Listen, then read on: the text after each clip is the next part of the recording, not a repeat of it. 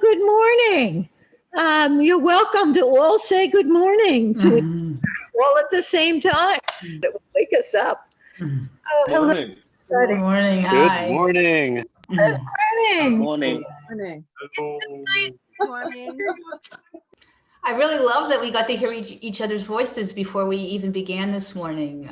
It's just another way to open up the doors to what is going to be behind it. And I'm really excited. I think the last time I saw Helene personally, we were in Switzerland at an international focusing conference. And it helps me think about those days of when we could actually travel and be together and hug each other. And I know we had a lot of nice personal connections during that week. Very special. And Helene is certainly one of the major people who have made contributions to focusing in other ways and other places. And she has a book that I'll make sure she'll name it and I'll put it in chat. And she's writing another book and she has a website. So I'm sure after today, you'd like to go visit it and support yourself and her by looking at it. So I just want to give everybody a big warm welcome. And Helene, thank you for your presence today. Well, thank you, Melinda and Lynn. And it's so good to be here. I have visited the group earlier on and then gotten so busy working with clients, but it's so nice to be back and to share with you all today. I really wanted to give you all something, a little, as I was saying earlier, a nourishing drink, something you could have for yourself and also something that you could have for your clients. And especially for people also who don't know focusing. One of my big goals as I've been focusing now since the 1980s.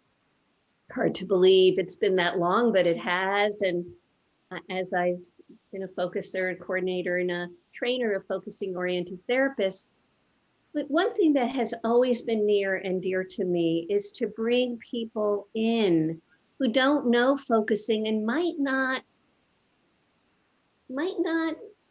study it, might not be drawn to it, but the teachings are just so universal, so healing. I wanted to find a way to give it to them that was accessible, that would go down easy without even ever necessarily bringing up the word focusing, although for some it happens. I also did it for myself because back, now my kids are in their 20s, but back when I first started, I didn't have kids, and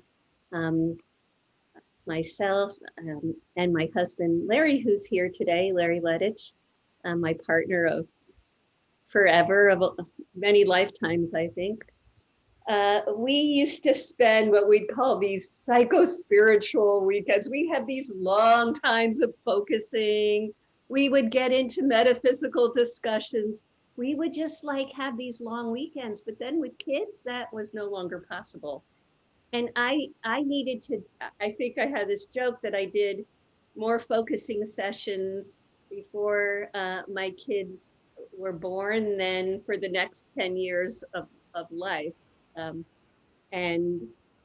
People probably remember, Lynn and Melinda probably remember me trying to have my baby there with me during those early focusing conferences like in Boston, Lynn, but it was not really possible. And I also had to stop having group meetings. I was teaching focusing out of my home.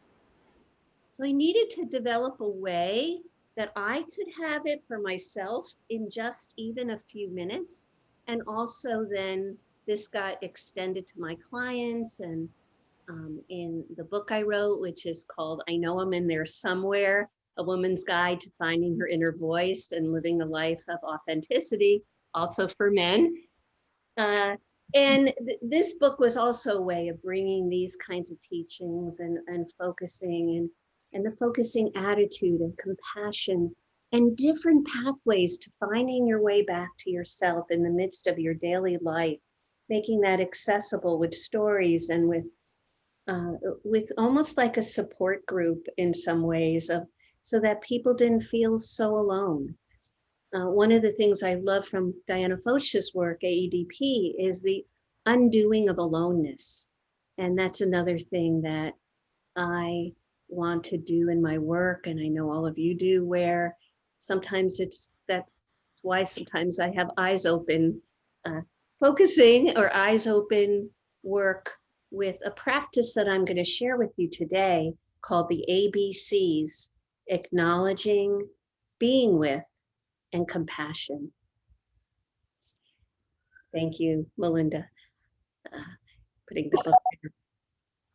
And within these ABCs, the ABCs, I believe, are a fundamental building block to the focusing attitude, to the practices of acknowledging, being with, and compassion that can also be done for yourself, if you have even a few minutes, or can be extended to a full focusing session. So it kind of expands and morphs to the time that you have and to how deep you want to go. And you could, I've done this sometimes 5 times a day. I still do it. And it also adheres to my washing machine theory of mental health, which is that mental health is not about feeling good all the time, as you all know. But some of our clients come in not knowing that. They think if they feel bad, there's something wrong with them, right? But mental health is about resilience and how we can do healing to come back to ourselves again, how we can cycle through and listen to what we feel and be with it and give it compassion, come out the other end, maybe feeling a little lighter, maybe knowing there's more, but having that. So that's why I say it's like having quicker wash machine cycles, but not pushing it away. And this is something that I feel like that it's the ABCs can do for you. And believe me, I'll get into explaining it. But what I found it can do for people and for clients is teach present time, because we all and our clients have a tendency to talk about feelings, think about feelings, feel embarrassed about feelings, want them to go away, have feelings about our feelings, have a lot of thoughts about our feelings, wish they would be different. Which gets into my car theory of mental health, which is you can't start the car from down the road. You can only start from where you are.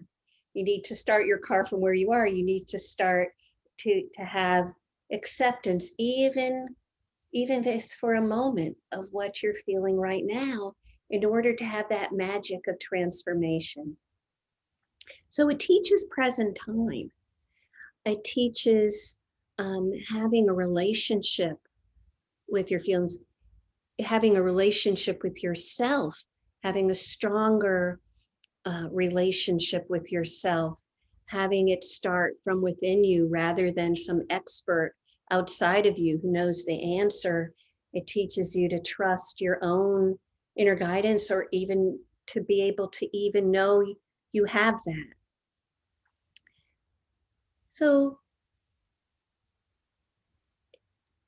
the ABCs have become one of the easiest ways I have for staying emotionally connected to myself in a kind and compassionate way, and to help my clients, my friends, people I'm with, do that for themselves. What else does it teach? It teaches how to slow down. It teaches us how to pay our attention to ourselves and slow down. It teaches, as I said, to trust ourselves versus having an external answer supplied by an outside authority. It teaches also us that we don't have to get bogged down with our inner experience. It doesn't have to take forever. Like when people say, I don't have time to sit with the feeling, I don't have time to be with that. We hear that all the time. There's no time, but there's always time for what I call a long moment. And it's also the shortest distance between yourself and our clients, and change. As Jean says, a few moments of feeling in your body allows it to change. He goes on, if there's something in you, something bad or sick or unsound, let it inwardly be and breathe. That's the only way it can evolve and change into the form it needs. So let me begin. Let's start with acknowledging the A of the ABCs. Acknowledging is simply noticing and naming whatever you're experiencing right now in the present moment. Being present to the present. You're sensing whatever you're feeling inside you right in the moment and accepting it, or at least being curious about it, not trying to change it or get rid of it, and not making it any larger or smaller than it actually is. In acknowledging, you're saying, right now I'm feeling, or right now I'm noticing, or something inside is feeling if you're able to disidentify. And you finish the sentence. Very simple. You know, it's kind of Zen and simple, and in the simplicity and the elemental can hold a universe. How do you know when you've acknowledged the real thing? You look to the body. When you acknowledge and name it just right, you'll notice a little feeling of relaxation, an inner yes, maybe even a tiny letting go. When you acknowledge something going on inside, right in the moment, it's like finding your car and turning the key. The paradox of change is the moment you truly can acknowledge and accept what's going on inside you, it's free to change form. Acknowledging, however, isn't the same thing as getting taken over by the feeling inside. Our clients don't usually want to acknowledge and say hello to what's going on inside. And a lot of times we don't want to do that either. If we're tired or cranky or just got hurt or feeling bad or feeling angry and not very good inside, it seems counterintuitive to become more aware of it than we already are. And if it's true for us, it's even more true for our clients. They feel stuck in their unhappy feelings, and they spend most of the time either avoiding these feelings or going over them and over them in their mind. Kind of what I call thought-driven emotions. Diana Fosha also talked about that in AEDP. Thought-driven emotions go on and on and on with no resolution. They loop. So naturally, they just want to figure out a way to overcome them. They want to tell us that they can change so they can feel better. So it might sound crazy then to just acknowledge the feeling without fixing it, without making it go away. It doesn't happen automatically for people. And we also need to learn to do this. We need to learn that our cognitive thinking brain, which is filled with thoughts that are composed of words, and our underlying emotional brain, which operates from bodily felt senses below the level of words, are not well integrated. They don't work well or play well together. They don't speak the same language. What happens is that when we're under emotional stress, either our thinking brain or our emotional brain takes over and shuts out any input from the other side of the brain. We become emotionally disconnected from ourselves. But when we're emotionally connected to ourselves, our thinking and our emotional brains are literally connecting to one another and working together. We have our whole integrated self guiding us, and we're better able to connect with others as well. The meanings and the messages from the emotional brain emerge more slowly than our thoughts, as we know from our rich focusing heritage. We're so lucky we have this, because Jean knew this, right? So we follow the thoughts, which create more thoughts when people don't know this. That's what they do. And we never consult our bodily felt sense. And if we slow down enough and we feel safe enough, we can get to that place of knowing what we're sensing inside, letting go of all the thoughts and commentary in our minds to get in touch with our bodily sense, which in this moment is simpler, less complex than what we're thinking, might even challenge what we're thinking. We can sense then that inner matching, that inner rightness. So in that way, acknowledging is teaching that process of resonating that we've learned in focusing, without necessarily talking about the whole process. Acknowledging is really just stating what's basically true, what's true right now. It might change in a moment, but right now in our physical bodies, we're acknowledging what's true for us. Because denying what's true doesn't make it any less true. Even when what we're admitting is true sounds really terrible. Admitting and accepting it actually feels good, like a relief. It is the key that unlocks the door. Once you're present to whatever is going on inside and acknowledge it, it's already in a place of being free to change. It's almost like let go. This is the paradox. And simply in the process of slowing down and paying enough attention to the sensing of it, to get to the right way of acknowledging it, you've already activated the ability to no longer be the upset feeling inside you. You're already bigger than it. And this is where the be comes in, being with it. Being with it is hanging out with what you feel. And, you know, when I was in college, I used to hang out having ice cream on the wall at the College Park Deli in Ithaca, New York. And that hanging out, right? That just love hanging out. Something I so miss from my college days. But being with is just that. It's hanging out with what we just acknowledged. Doesn't sound so scary when we talk about it that way, or when we talk to our clients with it in that way. In fact, there's a magic to it. Being with is hanging out with what you've just acknowledged.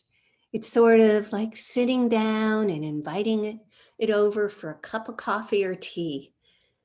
It's also beginning to form a relationship with our inner selves.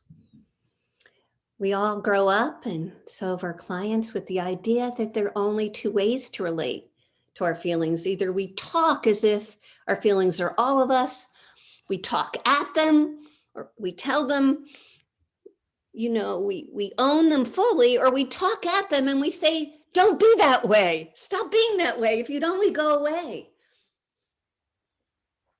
But of course, as we know in focusing, trying to either deny them, make them go away, shut them up, say you wish you didn't feel this way, minimize, or talk ourselves out of how we feel, usually doesn't work. So being with gives us another way.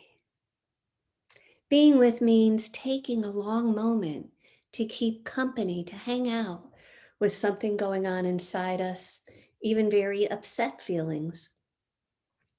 We can actually be with an upset feeling inside the way we might be with a distressed friend or a child, just by being there, being supportive and listening. And there's something, in parenting, I learned from the heart of parenting that just noticing is such a loving act. The worst thing is being indifferent as a parent or to a friend or to our own feelings, being indifferent, acting as if it shouldn't be there, ignoring it. Just noticing is such a loving act. And, Scott Peck said, listening is love in action. Just that act, that turning toward, that being with, without knowing if it's going to go away, is so profound. Just hanging out, listening. And we focusers can become desensitized to what a radical, terrifying thing that is for most people. Even we can get terrified. I can get terrified when I sit in a focusing session and I'm with something that I don't know. Where's this coming from? Why did this hit me? Why did this trigger me so much? How come a few minutes ago I felt so good and now I feel like death warmed over? I feel that sinking feeling. I feel horrible. What the heck is going on? Even I don't like it when I sit down sometimes and sit with it and go, what is this? It can be terrifying. It could be like, when people felt like the earth was flat, like we're going to fall off that flat earth. We're going to fall into the deep where the dragons lie, the deep abyss. It can be really scary. And I just have such compassion. We are so lucky because we've heard Gene talk about or we've read his writings about just that being with the unknown. That's where the magic is. That's where just those few moments of being with that's where everything can change how we feel inside. But we don't know that before we sit with it. Sometimes, in fact, it gets more intense, right? And our clients certainly don't. Most of them have heard of this. It's like they've heard of cognitive behavioral therapy. They've heard of being positive. They've heard of, let me get over this. They've heard maybe growing up, be big, get over it. I hate some of these terms I hear from people. Put your big girl panties on. Like, I gotta put oh my gosh, goodness, buck up, get through it. Whatever makes you, whatever you can take makes you stronger. Not always, right? So this is just kind of revolutionary, and we forget that, but it really is that. In fact, in a session that I have, if all I do in the whole session is be able to put people or lead them into a present stance, because I can spend a lot of time not wanting to be there. If I can help them through my words, through helping them drop down, even spend a moment or two in that present relationship, being with, naming, I know I've done my job. I know, in fact, I can feel a little fizzle happen. I can literally feel something happening. The air in the room changes. I'll share with you a story soon about that. But that's not enough. We also need compassion, the C of the ABCs. So essential, because otherwise it can feel like, why am I doing this? It's like, why would I want, and why would our clients want to be with something so uncomfortable? Compassion has many names: gentleness, empathy, tenderness, loving kindness, even softness. Compassion, starting with self-compassion, is at the very heart of living connected to yourself. When it's extended to any part of yourself that is stuck in suffering, that part begins to heal. Extend compassion toward the hurt angry and fearful places, the vulnerable places, especially the vulnerable places, the foolish places, the clumsy and the quote defective places, and even the darkest, most unacceptable places inside yourself and others. And you begin to feel a presence, more of a calm. Something happens that you can barely imagine. And people are afraid to give themselves compassion. They're afraid that they're going to be lazy or continue to do self-destructive things. And they think of it as having a pity party. But self-acceptance and compassion are not the same thing as letting yourself off the hook. In fact, it's both such a strength. It takes courage, and it's actually quite a discipline. It's quite an effort. It's so much easier to feel bad and get to sink down. And when you're feeling that way, and when you're feeling most vulnerable, I have a phrase that our critical voices, our deepest critic does feeding frenzies on our vulnerabilities. When we feel most vulnerable, that's when we're prone to feeling the most bad. That's when we're prone to feeling the most, to retreating and isolating ourselves because we feel too bad or feel embarrassed or feel like we shouldn't feel this way.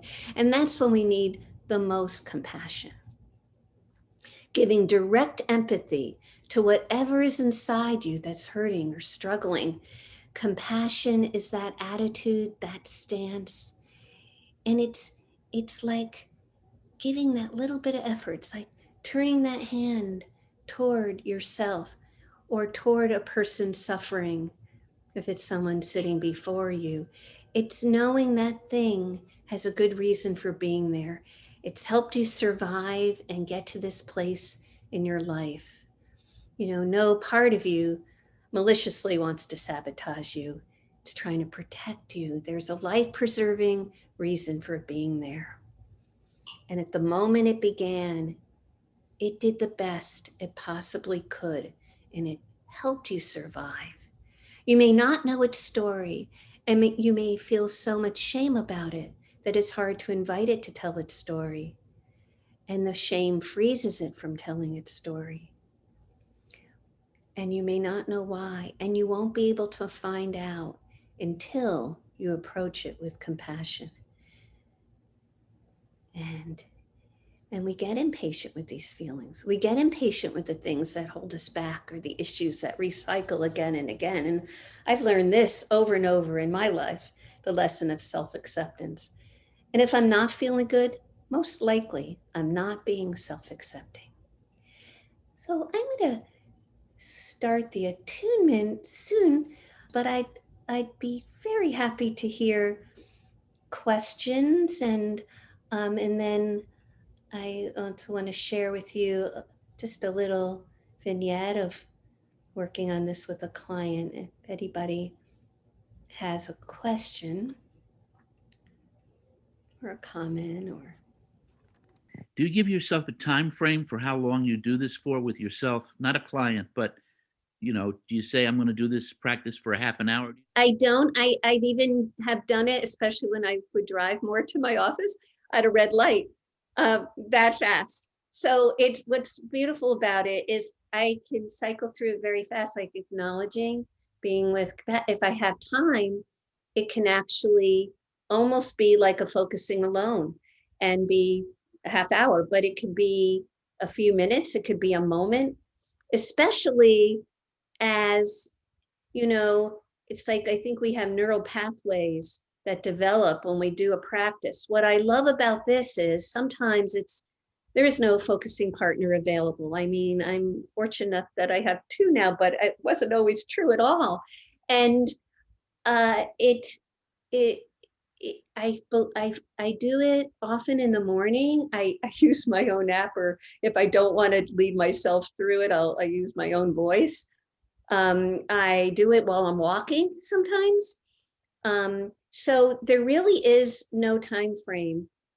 Once you start doing it more, almost like a practice, like for me, it's almost like my meditation practice to do this. It's like Because when I do it for me, I'm also like, it's like tuning, like a tuning fork. I feel like my whole day, sometimes Larry and I do this in the morning when we have a chance. It's like the whole day goes better. Sometimes I'll wake up in the morning, open my sliding glass door, and I'll say, it's going to be a wonderful day today. And then I do my ABCs, just anytime. There's no time frame, which is really helpful. But in the beginning, it's nice to get, when you're first starting to do it, it's nice to give yourself at least 5 minutes.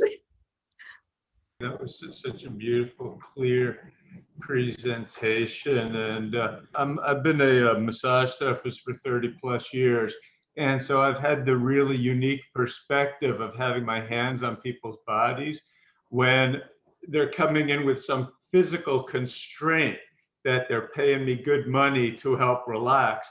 And always in the session, when I'm in a place that's not moving, and then we can name together what some of the roots are of like the life stress or the fear around the tension or something like that, I feel the tissue relax under my hands and the issue moves toward resolution. And that's one of the unique things I've gotten to actually feel that in many, many different kinds of people's bodies over and over, sometimes in ways that they can't even feel themselves. And I know that's even true for me and my own self, right? Yeah, that's the somatic acknowledging and being with and compassion that can even happen in that wordless space, because our body holds all of that. So it's beautiful. Thank you. I just wanted to add to your metaphor toolbox around the A. Living in Canada, where there in the winter there's ice on the road, often use the notion of the importance of turning towards the feeling and how paradoxical that is. It's similar to when you're driving on ice and the natural impulse and you skid. The natural impulse is to turn away from it, and then you go in circles. But there's a balancing that can happen when you turn into the skid, and a balancing that can happen when you turn towards the feeling. So I just wanted to add another one of those. And I used to work with a lot of nurses. They would often become nurses at the age of 7 in some kind of way, caregiving, and help them to find that kind of being with capacity and recycle it from the work that they've done as nurses. So just kind of adding it to the toolbox of the importance of it all. Thank you so much, Steve. That's beautiful. I love that metaphor, and I'm happy to have more tools in the toolbox.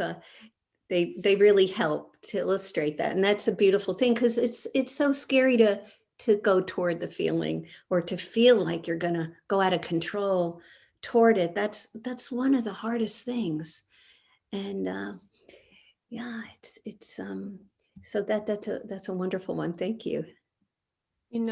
What I wanted to add is that I cultivated a practice similar to this for myself, of just really staying with whatever was coming up. And what I found was that what was so difficult was the defense mechanisms. The defense mechanisms were a lot harder than actually just being with the feeling. To overcome the defense mechanism, to not be with it. Yeah. I think it's even a little glitch there that keeps us from being with that which would be most healing. So that really is the most challenging thing. So thanks, Steph, for that. Yeah, it might be a good place to share this story about my 34-year-old client, and I'll call her Casey, who's also just terrified to be with her inner places, and circumstances. she may never have gone there, but some very horrible, tragic circumstance in her life brought her to me. And that's that her mother was hit tragically by a driver going through a stop sign and was instantly killed. And her mother had just been visiting with her. Her mother was her best friend. She was closer to her mother than with her husband. And her mother also, besides that, she has special needs, autistic son. And her mother was so devastating because besides being her best friend, she took care of Casey's autistic son. They spoke 3 or 4 times a day. They did everything together. People called them twins. So it's been so hard for Casey to be in the grieving process. And naturally, she tries to push them away. And that's what she's done all her life to cope.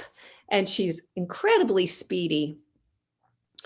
And just a couple of weeks ago, she canceled her therapy session, saying she had back-to-back meetings at work, does not have the time, because she'd been very loyal to coming every week, even though this is just the hardest thing for her ever. The following Monday morning, she came to her session extremely distraught. She said, "I'm in a panic. I'm worse than I've ever been. This is the worst I have felt since the accident. I can't turn it off. I spent all weekend in bed crying. I could not function. I was paralyzed." My husband's like, what's happening with you? I couldn't do anything. I just was lying there. And she said, "This is just not like me. I've never been this way." And we were talking, and I was just saying, you've had all this feeling, you pushed it down with work, and now it's come up with a vengeance, like a Jack in the Box coming up, or a Jill in the Box, when it knew you had the time. But she says, "I thought time would help my grief. It's not getting any better. It shouldn't be this way. Why am I like this? I've never been this way before." You can hear all that thought-driven emotion in this. She's panicked. She's angry at herself for falling apart. But in a way, all that painful emotion and thoughts is not allowing her to feel in her body. She's saying, "I shouldn't be this way. Why am I this way? It can't be. I should be over it." All those critical voices. So I calmly said to her, "But this is where we are today."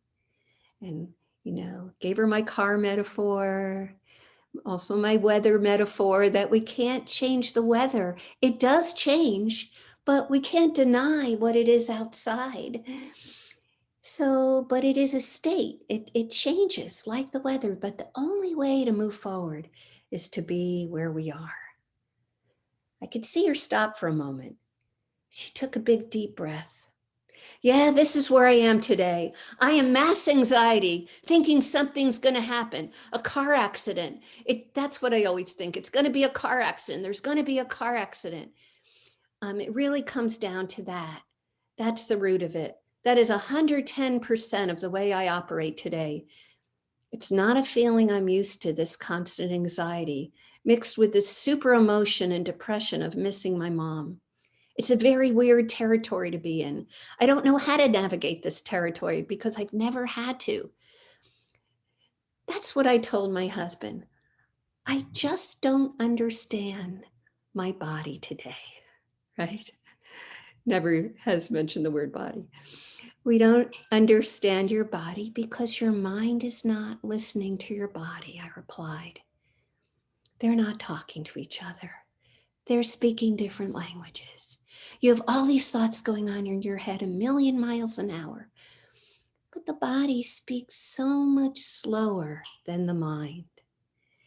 If we were to slow down and put words to what your body's feeling, what words match what you're feeling in your body right now? Let's see if we can just acknowledge that in there." She totally quieted and paused. I said, "Take your time." She said, It's like a sick feeling, she said, like something not right. Not like I'm sick, but like I'm sick, like it hurts. And then it comes with just an emptiness. My body feels empty, even though I'm not. It's like my stomach hurts, my head hurts, like there's some kind of virus I have, but I don't. I think that's how my body feels, just hurt a little. Yeah, like I have a constant headache. So can you hear what's happening to Casey? It's so pure. She's never focused before, but she is, right? Her body is describing exactly what it's feeling inside to lose her mother. It's sharing with her. So I said to her, let's just be with that a moment. Let's just send some compassion. Let's just really extend some compassion. Like we're saying to it, you have a headache, like it's feeling sick, almost like it's letting you know it's feeling unwell or hurt. She was following with me, and she said, after we did some more of this and reflected a little more, she said, I said, how is it right now? And then she said, calm, not intense. It's like flat, calm, not like the ocean waves like it was this weekend when it was crashing. It's very calm right now. It's almost like I can feel I have a headache, I have a stomach ache, but it's not intense. It's right there on the surface. So, it had already calmed. It wasn't as bad. And we just spent a few more moments reflecting and helping her send more compassion to it. And given this state of panic, she came to the session, and I could have done EMDR, I could have worked with the trauma, which I have done, but this was more healing. It was more healing for her to sense what was going on in her body and begin to trust that. And that wouldn't have happened in any other way, I believe. So I wanted to share that with you. Yeah.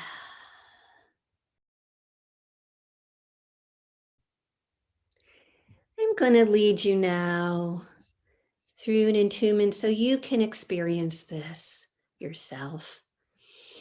So I invite you right now to begin to find a comfortable position.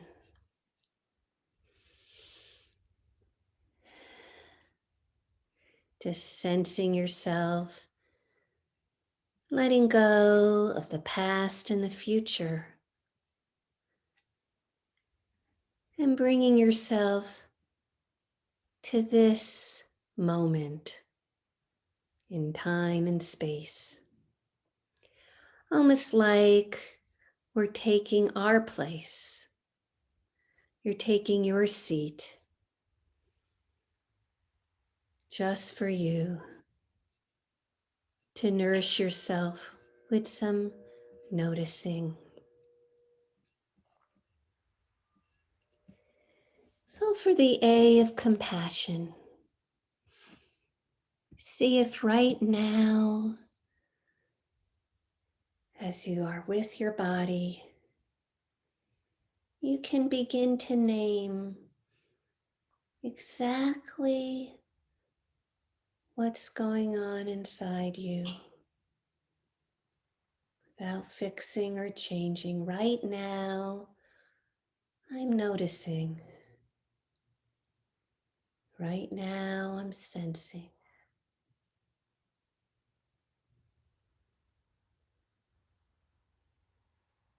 Right now, there's something in me sharing this.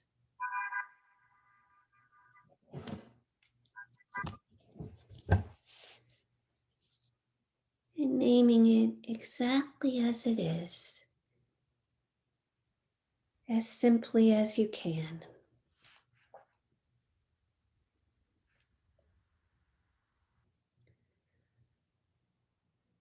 Just taking a moment.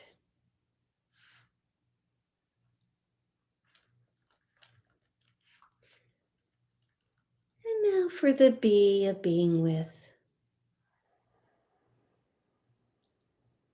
See if you can just spend a little time being with it, hanging out with it as you would a friend, extending to it some kind, receptive attention.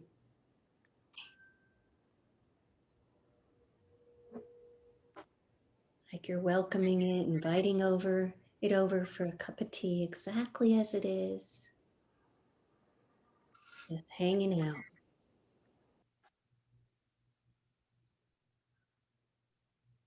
Notice if it seems to respond to this attention in some way. Changes or even has something to say.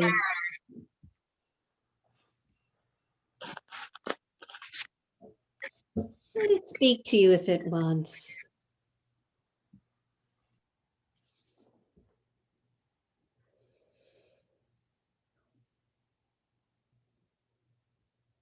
Just being as receptive as you can. If it's hard to be receptive, being with that, being with the place where it's something might be in the way, and just being receptive to that.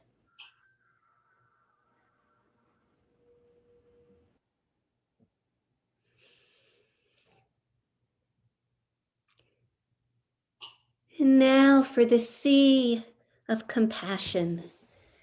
If there's some upset or distress in what's going on inside you, see if you can be compassionate toward it.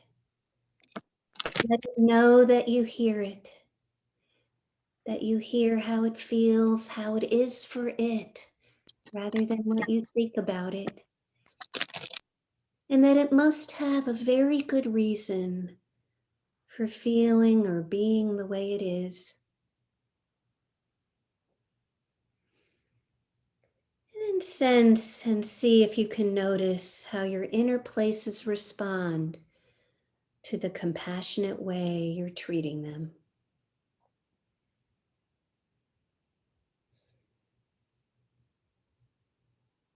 Let's spend a moment with this.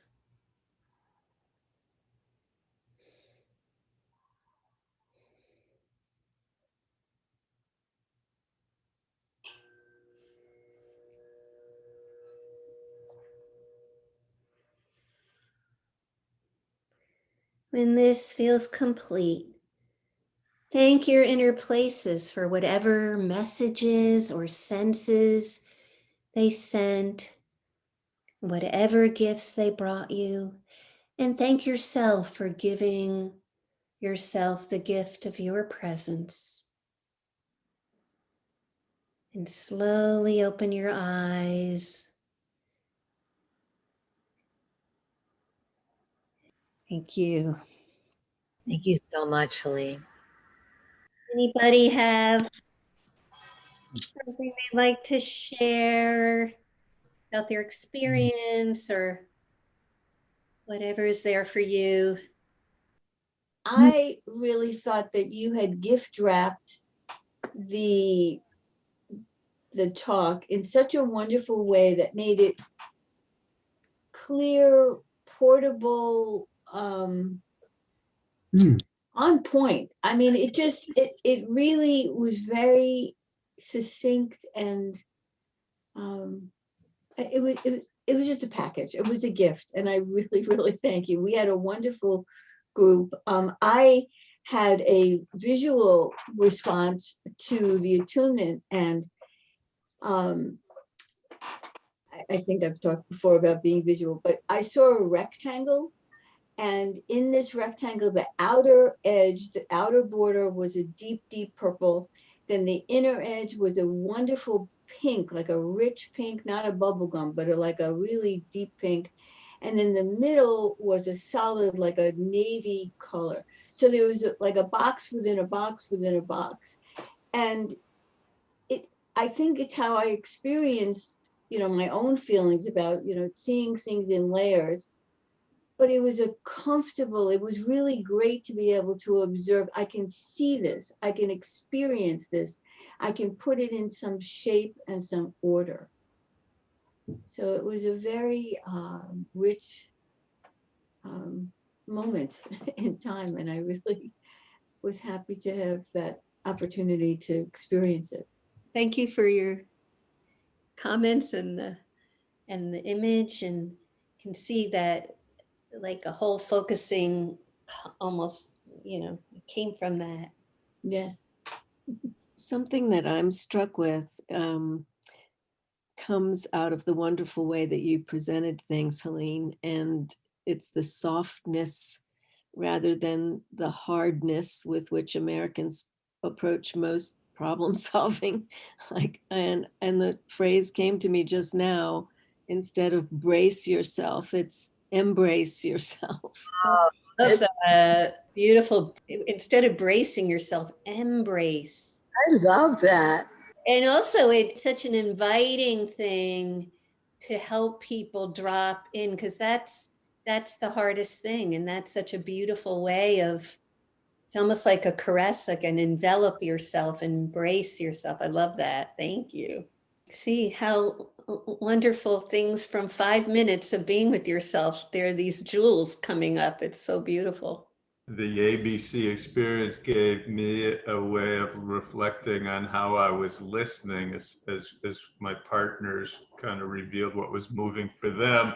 I got to see myself, how I could acknowledge, be with, and have compassion for, as a listener as well as a self-reflector. You got to have it for you. No, it got to fine tune and clarify the way that I was able to. Oh, the way you were able to hold the space. Without actually without doing, just by being with. I got it. Sorry. No, that's fine. Yeah, you got to see how it works, just being receptive and how much. Yeah, it's wonderful. That's always a wonderful thing about being a helper, is that you get to see your own process as you're processing with another person, because we are one interaction. So we experience the interaction on either side. Yes.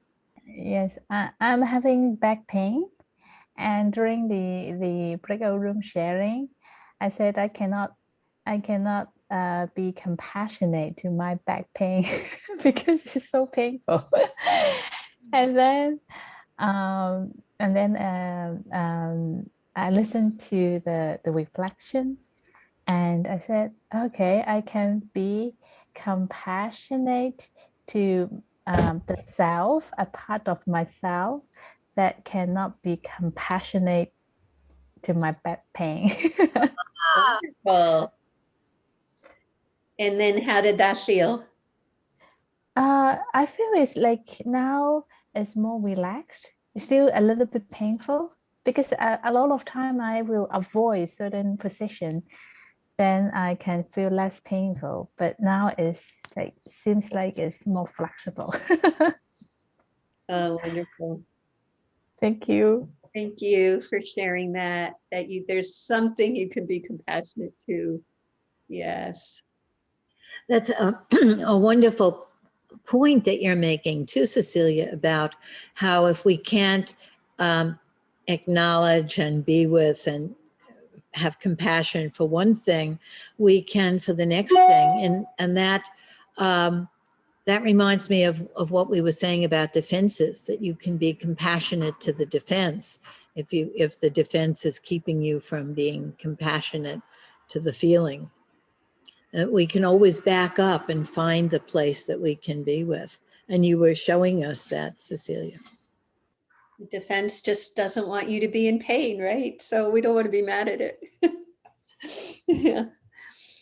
Anybody else, even if it's a little thing that came up for you that you'd like to share, put words to, or?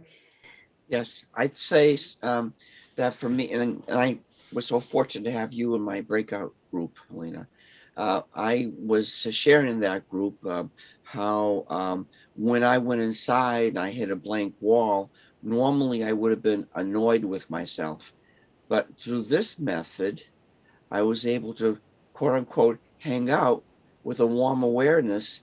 And so here I am facing this defense, but now with compassion. And as I did that, things began slowly to move, so that hanging out this way actually caused forward movement. Mm.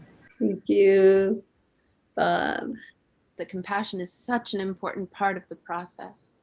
And I'm hearing that today as well. Mm. Yeah. Sometimes we can be, even us focusers, a little stingy with compassion, you know, and I say, like, put, bowls full of compassion on us. We need it, right? Helene, I just want to thank you so much. I felt like it was a holiday that you gave us a lot of gifts. It is befitting, right? Passover is coming up and Easter, which is renewal, and Passover, liberation from things inside and the narrow places inside. And this is a great way to release and give nourishment to those narrow places and to have renewal. The timing was perfect, and spring just arrived. Yes, yeah. And Helene, again, thank you so very much. Yes. My pleasure. We'll Great see you to see soon. all of you. Yeah. Be well. Be well. Thank you. Thank you. Thank you. Thank you. Thank you. Thank you, Helene. Well, Thank you once again, Lynn. bye-bye. Thank you.